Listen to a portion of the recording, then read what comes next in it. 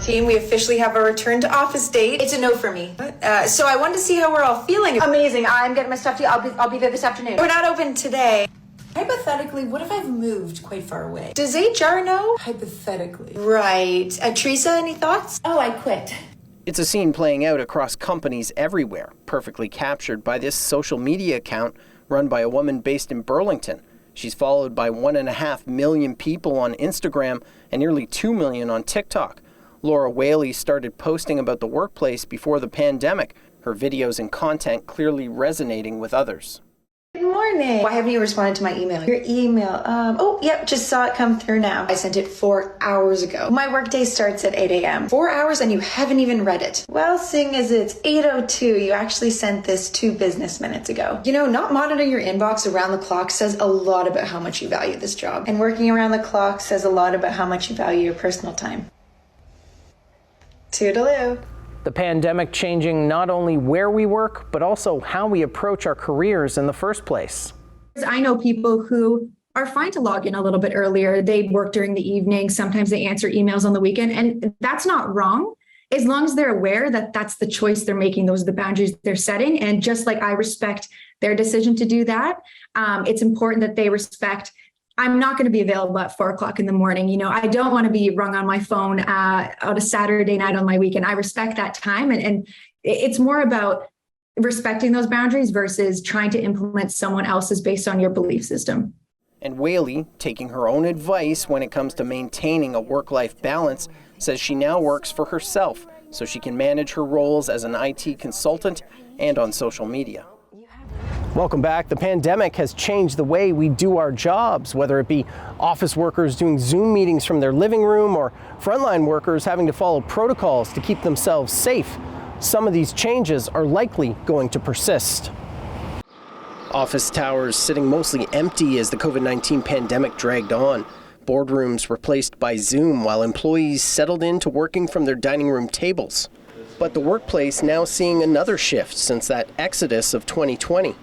Now it feels like it's time to flow back in safely, but for everybody it's going to be different. After more than 2 years of working remotely, managing the return can be tricky. Things are never going to go back to how they were. Catherine Connelly is a Canada Research Chair and Professor of Organizational Behavior at McMaster's DEGROOTE School of Business. She says right now employers may have to be flexible or risk losing out. It's tough to find workers. And so if you're insisting that people have to be in the office all the time, okay, you might be able to insist on that, but you're going to have to provide people with extra wages or something else that will make your employer attractive. However, employment lawyer Howard Levitt says that situation could soon change, especially as inflation and the cost of everyday life continues to climb, and workers may not be able to afford to say no. I think we're at the tipping point where employers can say to employees, come back to work. And if you don't come back to work, you don't have a job anymore. Levitt says it's an important issue and one he thinks employers aren't paying enough attention to, quite possibly because of ongoing fallout from other pandemic protocols. They are at risk of losing their homes. Families are being divided, all for a choice. The city of Hamilton is one of the major employers in this region still figuring out what to do with vaccine mandates for staff. Council recently extended the deadline to September 30th for workers to provide proof of vaccination or face termination. Levitt says this issue essentially comes down to risk, with employers potentially gaining the upper hand because of declining cases. Now's the time they've got a case. 6 months ago, they didn't. But 6 months from now, they may have no case or a much better case yet. We don't know what's going to happen to the ravages of COVID. As for other COVID-related rules in the workplace, like masking, Levitt says employers are on solid legal ground when it comes to putting those policies in place. The provincial government also stepping in with the line between work and personal time becoming increasingly difficult to define. A right to disconnect policy has now officially been added to Ontario's Employment Standards Act and means employers with 25 or more workers must have a written policy in place. The new rule came into effect on January 1st of this year. The deadline to have this new policy in place was back on June 2nd. And what does disconnecting from work actually mean? According to the Ontario government, it means not engaging in work-related communications, such as emails, phone or video calls, or sending or reviewing messages. With all the changes to workplace culture as a result of the pandemic, some companies are choosing to shift to a 4-day work week, including DPAI Architecture right here in Hamilton. I'm joined by the president and CEO of the company, David Premi. David, why did you guys decide to make this change? Well, we've always been focused on the well-being of our people. That's our biggest asset. And during the pandemic, that issue became more prevalent. Everyone was tested with the big changes that we had to go under. So during the pandemic, we had a lot more discussions about this, about how could we, put in a new structure that would allow people to establish a better, healthier work-life balance.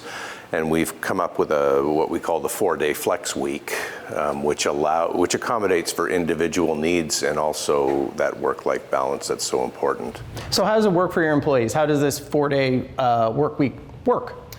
So we essentially, we have 17 people in the office right now. We're growing. We've split the team into 2 general groups. We call them the blue group and the pink group, which is not gender specific in any way. But what we do is the blue group is off on Mondays currently, and the pink group is off on Fridays. So there's always people in the office. The office is always open for service so somebody's available to take queries from clients or take deliveries or whatever. We never close.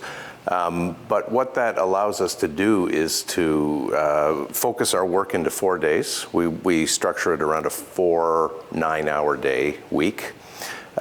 People are just sort of left to get their work done, and if you have to take your kid to soccer in the afternoon, do that and make up the time in the evening or flex the time in a way that works with your lifestyle. I really believe that it's made people more productive. It's given people 3-day weekends most of the time.